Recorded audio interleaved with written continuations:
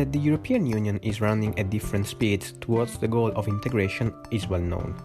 But today we want to explain a bit what the real meaning of multi-speed Europe is, how and when this trend started, and we will also talk about enhanced cooperation, about the current situation, and we will end by trying to understand the various pros and cons on the matter. Ready? Welcome to Europe Calling.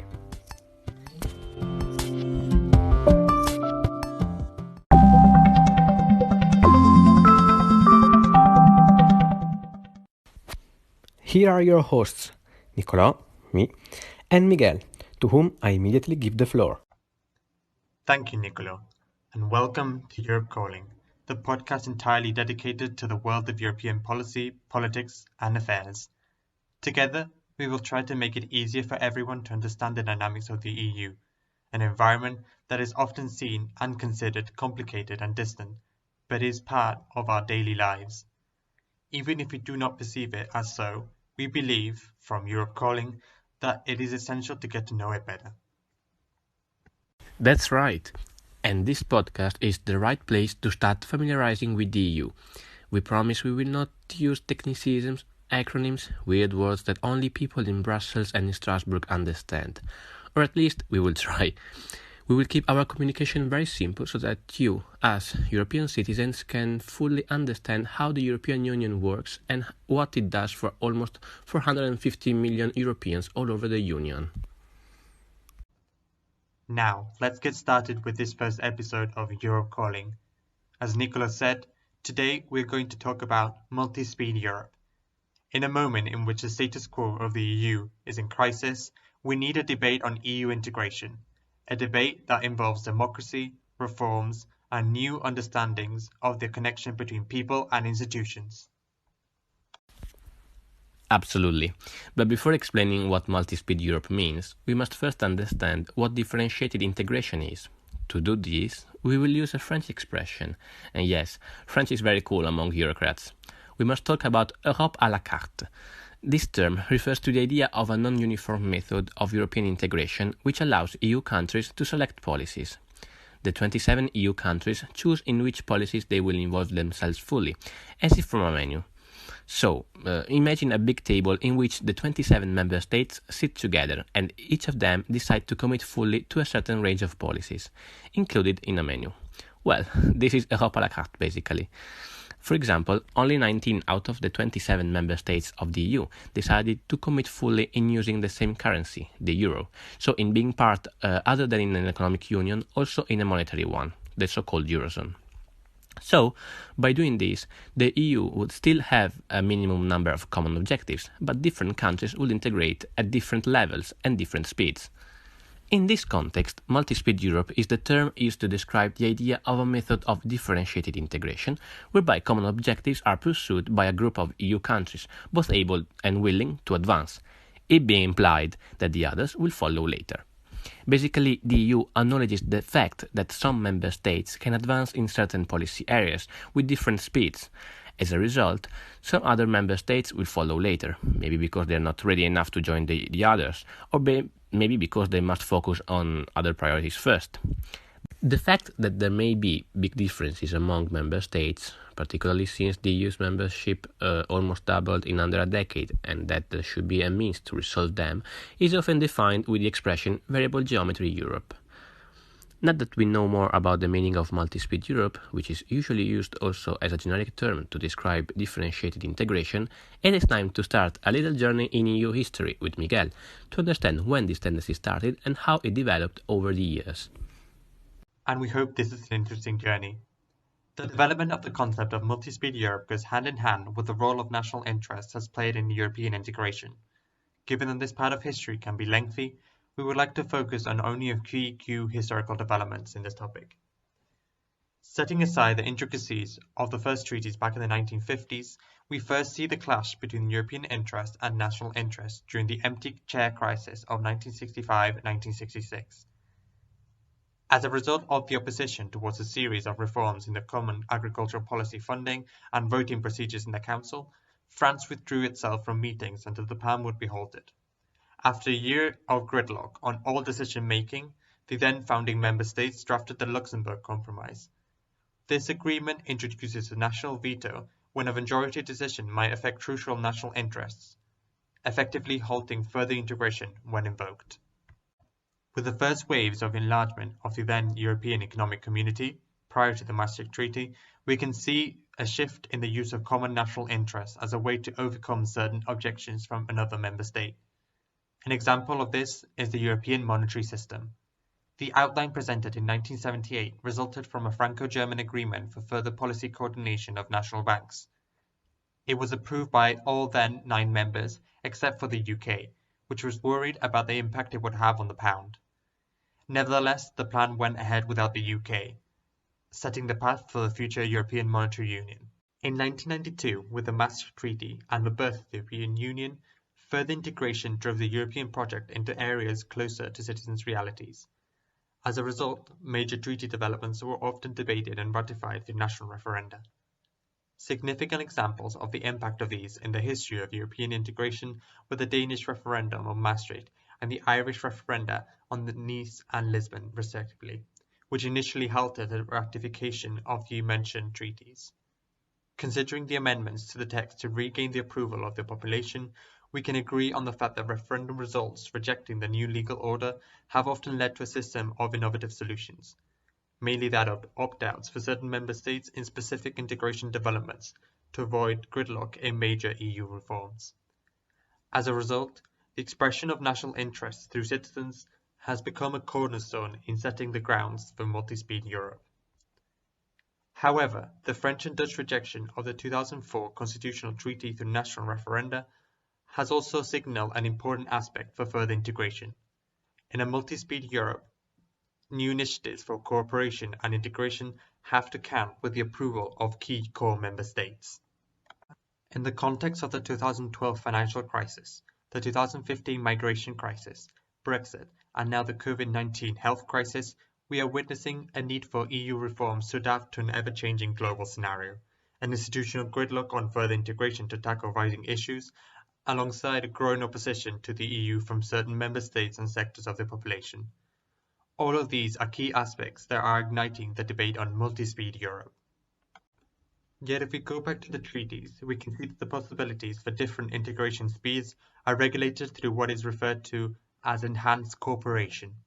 This provision was first introduced in the Treaty of Amsterdam in 1997 and further expanded in the Treaty of Nice in 2001 and the Treaty of Lisbon in 2009. According to the legal framework of the European Union, enhanced cooperation can only take place under certain conditions. 1. Enhanced cooperation is meant to support further integration and cannot contradict the treaties or current EU legislation. 2. It should be a last resort for interested member states after prior deliberation between all members of the Union. 3. Enhanced cooperation cannot take place in areas in which the EU holds exclusive competence. 4. The adopted measures must not have any discriminatory effects towards the member states that wish not to take part. 5. It must be accepted by a minimum of 1/3 of member states, that is, 9 member states. 6. The proposal is first submitted to the European Commission, which, upon approval, sends it to the Parliament, where it must gain its consent, and to the Council, for a vote by qualified majority by all member states. The resulting agreement is not part of the general body of EU legislation, and therefore cannot be imposed on the non-participant member states. Enhanced cooperation can, as a result, be interpreted as the institutionalization and regulation for multi-speed Europe realities. After this little insight into the history and regulation, Nicolo, I think we're ready to dive into the most significant examples. All yours. As it should be clear now, we have understood that inside the EU, member states take part differently to a certain number of policies. But what are these policies, and what's the current situation as concerns differentiated integration in the EU? Well, let's start with monetary policy. In fact, only 19 member states out of 27 decided to use the euro as their currency and to be part of the monetary union, the so-called Eurozone. Austria, Belgium, Cyprus, Estonia, Finland, France, Germany, Greece, Ireland, Italy, Latvia, Lithuania, Luxembourg, Malta, the Netherlands, Portugal, Slovakia, Slovenia, and Spain decided that their monetary policy had to be governed by the European Central Bank and to meet the same Euro convergence criteria. Denmark did not take part in the monetary union, nor uses the euro, since it negotiated an opt-out from it. But it is part of the ERM2, the European Exchange Rate Mechanism 2, that aims at reducing exchange rate variability and achieving monetary stability in Europe through fixed currency exchange rate margins, but with exchange rates variable within those margins. Currently, Denmark is the only member of the ERM2, but Sweden, Poland, Hungary, the Czech Republic, Bulgaria, Romania, and Croatia, namely the member states that are not part of the Eurozone, are obliged to apply to ERM2 and then to the euro in the future. Another policy area in which member states are differently integrated is freedom of movement. The so-called Schengen Agreement set an area in which all passport and all other types of border control at mutual borders have been officially abolished, functioning as a single jurisdiction for international travel purposes, with a common visa policy. Schengen was the result of upscaling an initial agreement between France, Belgium, the Netherlands, Luxembourg and Germany to community level, resulting from lack of consensus within the European Community on the abolition of internal border controls. Today, only 22 member states out of 27 are part of this agreement. In fact, Bulgaria, Croatia, Cyprus and Romania are not part of it, but they are legally obliged to join in the future, while Ireland can benefit of a specific opt-out. Cyprus is not part of the area because of the dispute with the Turkish Cypriots. Schengen implementation has been delayed in Bulgaria and Romania because of concerns from some member states on the fact that, due to shortcomings in anti-corruption measures and in the fight against organized crime, they wouldn't be able to effectively control the Union's external borders. Croatia, despite having met all technical requirements for the accession to the Schengen area, has some border disputes with Slovenia to solve first. As concerns Ireland, when signing the Treaty of Amsterdam, the UK didn't want to join the Schengen area, and Ireland wished to maintain its common travel area with the United Kingdom and associated islands, an arrangement that would be incompatible with the Schengen membership, with the UK remaining out. As a result, both negotiated an opt-out from the part of the treaty which was to incorporate the Schengen rules. After Brexit, Ireland will continue to operate the common travel area with the UK and not join the Schengen area for the foreseeable future, because it wants to keep open its land borders with the UK, mostly because of its relations, obviously, with Northern Ireland. Another policy area differently integrated is freedom, security and justice, for the cooperation on external border control, asylum, immigration, and the prevention and combating of crime, judicial cooperation in civil matters, judicial cooperation in criminal matters, and police cooperation. Denmark benefits of a permanent opt-out, while Ireland of a partial one. As concerns the Charter of Fundamental Rights, Poland benefits of an opt-out, while, as concerns common security and defense policy, there is a general participation from every member state, except, guess who? Denmark. As Nicolo has explained, we see that the realities of a multi-speed Europe are far from clear. So is the debate on the general topic as the aim or future direction of the European Union. Understanding this, Nicolo and I have gathered the main arguments both in favour and against for you to grasp the nuances of this debate. The four arguments mainly focus on accepting the complexity of the reality of further integration and take into account the existing sentiments of integration fatigue in some sectors of the population, as evidenced by the rise of Eurosceptic parties across the Union. With the aim of closing the expectations and delivery gap of other groups desiring to go forward, multi-speed Europe would allow to further integrate the EU towards a true political and economic union, consolidating a leading united core.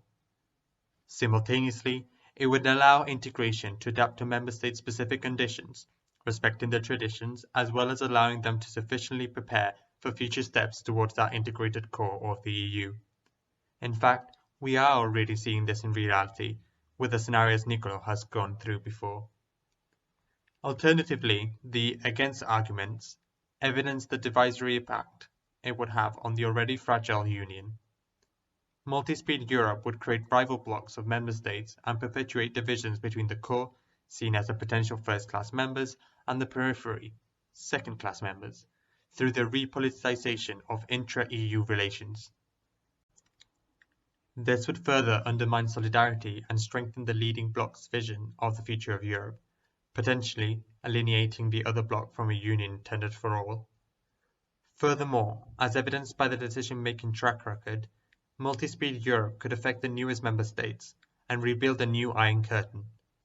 This potential development would put into question Europe's promise towards the 2004 enlargement by conceding certain member states to nationalism, populism, instability, and economic malaise. Inevitably, it would undermine the most influential foreign policy instrument of the Union and its standing in world affairs. Lastly, the EU would present itself as more complex and confusing in the eyes of citizens, raising additional questions on transparency, accountability, policy control, democratic standards, and the impact of varying citizens' rights. Multi-speed Europe would submit the EU to more strategic challenges, each more complex than the next. After going through its definitions, historical developments, legal requirements, realities, and the ongoing debate, multi-speed Europe is a concept at the heart of the project's past, present, and future. Its reality paints an interesting image of how the EU is standing and its options towards further integration. Goodbye. From our part, at Europe Calling, we hope that this episode has given you a little insight into this crucial debate. Until next time, thank you very much for listening and goodbye.